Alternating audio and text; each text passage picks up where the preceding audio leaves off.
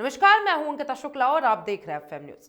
कल्पना कीजिए, एक नया मोबाइल खरीदते हैं आप और उसमें एक ऐसा सरकारी ऐप पहले से इंस्टॉल मिलता है जिसे हटाया भी जा सकता है, लेकिन उसकी मौजूदगी पर पूरा विवाद छिड़ा हुआ है। कुछ लोग कह रहे हैं कि इससे सुरक्षा बढ़ेगी, जबकि कुछ इसे सरकारी निगरानी बताकर विरोध कर रहे हैं। हम बात कर रहे हैं भारत सरकार के संचार साथी ऐप की, जिसे अब सरकार ने मार्च 2026 के बाद लॉन्च होने वाले सभी नए मोबाइल फोन में प्री इंस्टॉल करने का आदेश दिया है। यह फैसले के चलते राजनीतिक गर्मा गई है, टेक कंपनियां असमंजस में है और आम जनता के मन में कई सवाल उठ रहे हैं। इस पूरे मामले को समझते हैं। देखिए, ये ऐप क्या है, सरकार क्यों ला रही है, विवाद क्यों हो रहा है और क्या सच में ये निगरानी ऐप है? आपको क्या करना चाहिए, आइए एक एक करके सब समझते हैं। सबसे पहले, संचार साथी ऐप क्या है? देखिए, संचार साथी ऐप एक साइबर सुरक्षा और मोबाइल सेफ्टी ऐप है। इसे पहली बार 2023 में एक पोर्टल के रूप में और 2025 में मोबाइल ऐप के रूप में लॉन्च किया गया।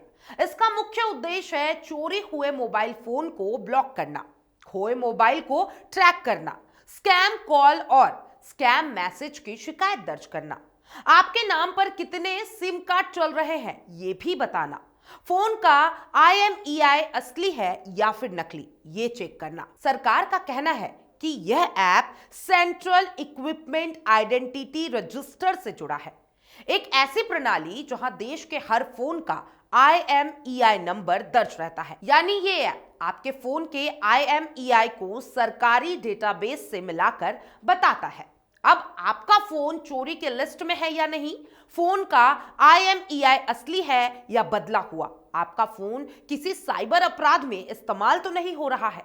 सरकार का दावा है कि अब तक 37 लाख से ज्यादा खोए फोन ब्लॉक किए जा चुके हैं, 22 लाख से ज्यादा फोन ढूंढे जा चुके हैं, 50 लाख से ज्यादा लोग ऐप डाउनलोड कर चुके हैं। अब दूसरा सवाल, नया विवाद क्या हो रहा है? देखिए, डिपार्टमेंट ऑफ टेलीकम्युनिकेशन ने स्मार्टफोन कंपनियों को आदेश किया है कि मार्च 2026 के बाद बनने वाले हर नए मोबाइल फोन में संचार साथी ऐप प्री इंस्टॉल होना चाहिए।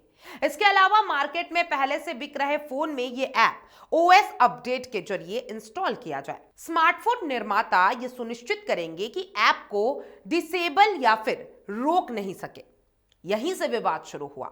देखिए, क्या ये ऐप अनइंस्टॉल हो सकता है? देखिए, सरकार ने कहा है कि इसे कहीं भी अनइंस्टॉल किया जा सकता है, ये यूजर की चॉइस है, लेकिन निर्देशों में यह भी कहा गया है कि स्मार्टफोन कंपनियां यह सुनिश्चित करें कि ऐप को डिसेबल न किया जाए। यही विरोध का मुख्य कारण है। अब देखिए, विपक्ष का आरोप है कि यह निगरानी है। कांग्रेस और कई विपक्षी नेताओं ने सरकार पर यह आरोप लगाया है कि यह ऐप जनता पर नजर रखने का एक टूल बन सकता है। यह निजता यानी कि प्राइवेसी के अधिकार का उल्लंघन है। यह कदम अनुच्छेद 21 का उल्लंघन है, जिसमें जीवन और स्वतंत्रता के अधिकार में निजता भी शामिल है। कांग्रेस नेता KC वेणुगोपाल ने कहा कि मोबाइल में पहले से इंस्टॉल सरकारी ऐप जो हटाया नहीं जा सकता, वो निगरानी का टूल है। राज्यसभा सांसद प्रियंका चतुर्वेदी ने कहा कि यह बिग बॉस जैसी निगरानी है, इसका विरोध होगा। एक अन्य राजनीतिक विशेषज्ञ ने लिखा है कि सरकार इसे सुरक्षा बता रही है, लेकिन इससे कॉल, मैसेज और लोकेशन ट्रैकिंग संभव हो सकती है। इससे सोशल मीडिया पर बड़ा विवाद भी खड़ा हो सकता है। अब देखिए, सरकार का जवाब भी इस पे सामने आया है। सरकार ने कहा है कि यह निगरानी ऐप नहीं है। सरकार ने साफ तौर पे कहा कि ऐप को जब चाहे हटाया जा सकता है, यह आपकी मर्जी पर निर्भर करता है। इसका उद्देश्य सिर्फ सुरक्षा और मोबाइल सेफ्टी है। ऐप तभी काम करता है जब आप मोबाइल नंबर डालकर OTP वेरीफाई करते हैं। यह अपने आप कुछ एक्सेस नहीं करता। सरकार का तर्क है चोरी हुए मोबाइल आसानी से मिल जाएंगे, नकली क्लोन IMEI वाले फोन पकड़े जाएंगे, साइबर ठगी कम होगी और स्पैम कॉल की शिकायत देना आसान हो जाएगा। सरकार का दावा है कि यह फायदे वाला ऐप है, निगरानी वाला ऐप नहीं है। अब देखिए, टेक दुनिया में चिंता क्यों बढ़ गई है। यह पहली बार नहीं है जब सरकार या फिर नियामक ने स्मार्टफोन में प्री इंस्टॉल करने का कोई विचार दिया है। पहले भी TRAI ने स्पैम रोकने के लिए DND ऐप को अनिवार्य करने की कोशिश की थी। एप्पल ने इसका कड़ा विरोध किया था। कारण था, ऐप को SMS और कॉल लॉग तक पहुंचना चाहिए था, जो एप्पल की प्राइवेसी पॉलिसी के खिलाफ था। इस बार भी एप्पल, सैमसंग और अन्य कंपनियों की चिंता साफ तौर पे दिख रही है। देखिए, सरकारी ऐप को अनइंस्टॉल न कर पाने वाला इंटरफेस उनकी पॉलिसी से टकराता है। यह इंटरनेशनल मार्केट में खराब संदेश देता है। यह सिक्योरिटी वर्सेस प्राइवेसी की बहस को फिर से बढ़ा देता है। जनता की सबसे बड़ी चिंता IMI को डेटा तक पहुंच। अब देखिए, IMI फोन का आधार कार्ड जैसा यूनिक नंबर होता है। इससे फोन की लोकेशन, नेटवर्क और पहचान जुड़ी होती है। कई तकनीकी विशेषज्ञ पूछ रहे हैं, क्या ऐप को अपने आप IMI तक पहुंच होगी? सरकार ने इस पर स्पष्ट जवाब नहीं दिया। क्या यह फोन की लोकेशन भी दिखा सकता है? सरकार का कहना है नहीं, ऐप सिर्फ IMEI चेक करता है। लेकिन विशेषज्ञ कहते हैं, अगर ऐप चाहे तो लोकेशन एक्सेस मांग सकता है और लोग बिना पढ़े अनुमति दे देंगे। क्या यह ऐप सरकारी डेटा सर्वर से जुड़ा हुआ है? हाँ, यह CEIR से जुड़ा है, जहां देश के सभी IMEI दर्ज है। यही वो कारण है जिसकी वजह से लोग इसे संभावित निगरानी टूल मान रहे हैं। सरकार किस समस्या को हल करना चाहती है, ये भी समझते हैं। देखिए, भारत में सबसे तेजी से बढ़ता साइबर अपराधों में शामिल है। चोरी के फोन से धोखाधड़ी हो रही है, नकली IMEI वाले फोन मिल रहे हैं, व्हाट्सएप, टेलीग्राम से नाम बदलकर ठगी की जा रही है, विदेशी सिम से भारतीय नंबर दिखाकर स्कैम हो रहा है। सेकेंड हैंड बाजार में चोरी के फोन का चलन साफ तौर पे दिख रहा है और भारत में हर महीने लाखों फोन चोरी होते हैं। हर साल लाखों क्लोन IMEI वाले फोन पकड़े जाते हैं।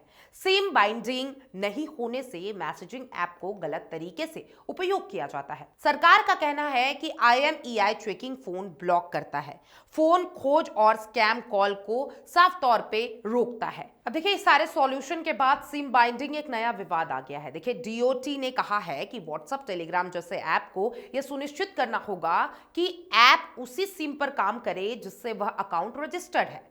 सरकार का तर्क है कि इससे डिजिटल गिरफ्तारी और पुलिस ऑफिसर बनकर की जाने वाली ठगी कम होगी। विरोध में लोग कह रहे हैं कि यह स्वतंत्रता और प्राइवेसी पर असर डाल सकता है। एक फोन पर 2 नंबर चलाने वाले लोगों को दिक्कत हो सकती है।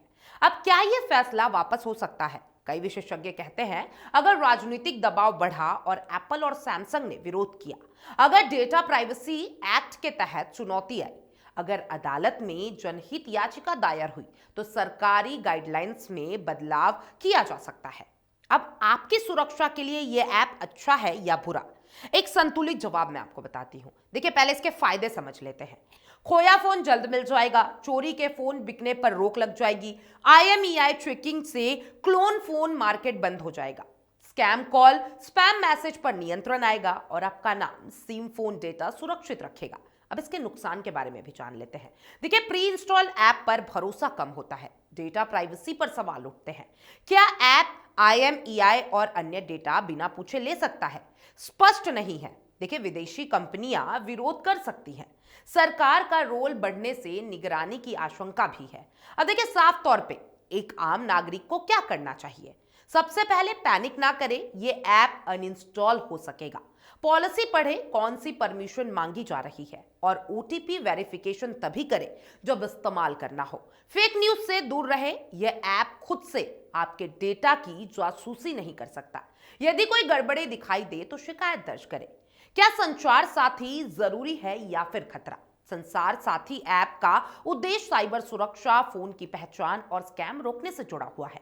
भारत में हर साल होने वाले लाखों ठगी और IMEI संबंधित अपराधों को रोकने के लिए यह कदम तकनीकी रूप से सही लगता है, लेकिन ऐप को प्री इंस्टॉल करना, उसे डिसेबल ना कर पाना, IMEI और डेटा तक पहुंच के सवाल और राजनीतिक बयानबाजी ने इसे एक बड़ा और बड़े प्राइवेसी वर्सेस सिक्योरिटी विवाद में बदल दिया है। सही तरीका यह होता है कि ऐप वैकल्पिक यानी कि ऑप्शनल है, कंपनियों को मजबूर न किया जाता और साथ ही साथ डेटा एक्सेस को पारदर्शी बनाया जाता, तभी आम जनता का भरोसा बढ़ता। फिलहाल विवाद जारी है, सरकार सुरक्षा की बात कर रही है, विपक्ष निगरानी का आरोप लगा रहा है और जनता उलझन में है।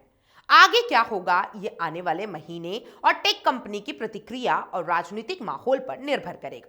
लेकिन आप क्या सोचते हैं, क्या आप ये ऐप यूज करेंगे? स्वदेशी ऐप के साथ आप कितना सहमत हैं? मुझे कमेंट बॉक्स में अपनी राय जरूर दीजिएगा और तमाम ऐसे अपडेट्स के लिए एफएम न्यूज के साथ बने रहें।